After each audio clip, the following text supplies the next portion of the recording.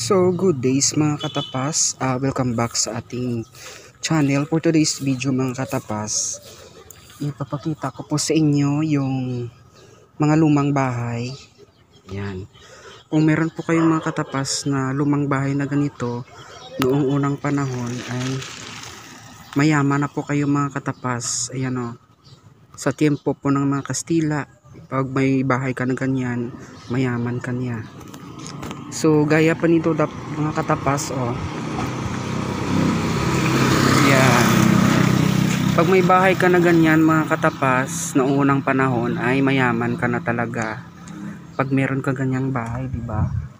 Ayun o, mga ancestral house. Ayan. So ganyan po yung mga old model mga katapas, old model house noon.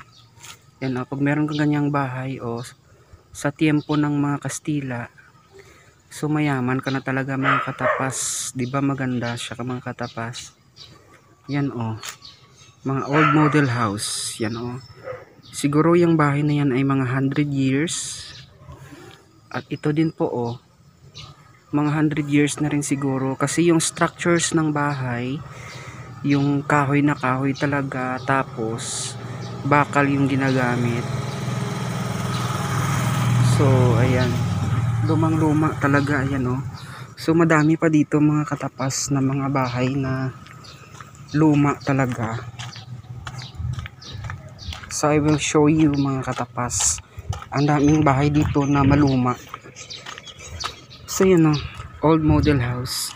Yan o, mga luma ang mga bahay dito mga katapas sa Sinoy Street. Ayan o, old model house. Pag meron kang ganyang bahay mga katapas, ay mayaman ka na. Ganyang structure ng house, ay mayaman ka na talaga. So another one na lumang bahay. So ayan o, sobrang luma ng bahay mga katapas.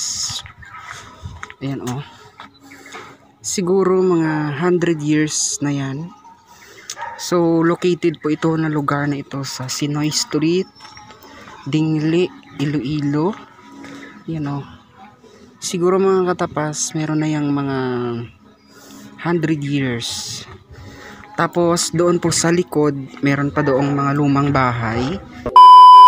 Ayan po mga katapas, isa po sa lumang bahay dito. Ayan.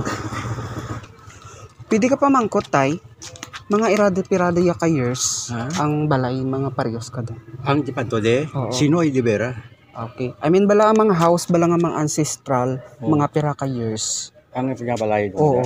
Yung 1957 pa dyan eh. May buhay dito no. Gani daho.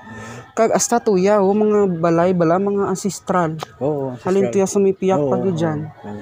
Ang dyan sa kanto, nga dyan nga side nga sa punta dito, ancestral home dyan kasawa ni Ganson eh. Danghangad nga balay nga daho. So sa punta dito, magpasulod ka sa munisipyo. Ano dyan, ancestral house dyan kasawa ni Senator Ganson.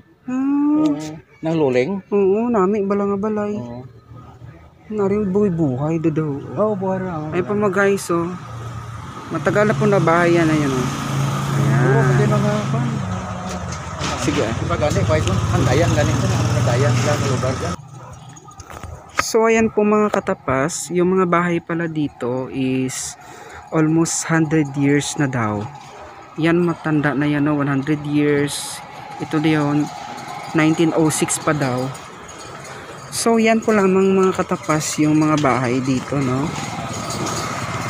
Ayan pa po mga katapas, isa sa lumang bahay dito.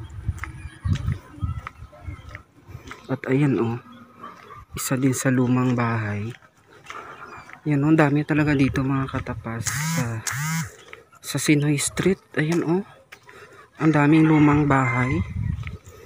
So siguro sa kapanahunan ng mga Kastila, so ito po yung uso na bahay. Pag meron kang bahay na ganito, mga katapas, ay siguradong mayaman ka na. So ayan po mga katapas, maghanap pa tayo dito ng bahay. Ayan din po mga katapas, oh, isa sa pinakalumang bahay dito. Grabe, oh. Pag may bahay ka na ganyan, mayaman ka na noon. So maghanap pa tayo dito mga katapas. Mga katapas, oh, isa din po sa lumang bahay. Ayan, wala nang tao dito, inabandonan na. Kasi sobrang luma na talaga, oh. Yan, mayaman ka na siguro pag may ganito ka ng bahay. Ayan, ganda ng bahay, oh. Yan. Yan, oh. So maghanap pa tayo mga katapas. Ayan mga katapas, oh, isa din po sa lumang bahay. So sa malayo ay sabi mo mukhang semento pero kahoy po yan. Diba ang ganda niya? Yan po mga katapas, so lumang bahay din, oh. Yan, ito na siguro yung last part, yung last na bahay dito in this corner. Ayan, oh, lumang bahay. Ayan. So yan po lamang mga katapas. So before we end this video, don't forget to follow our page. Bye bye.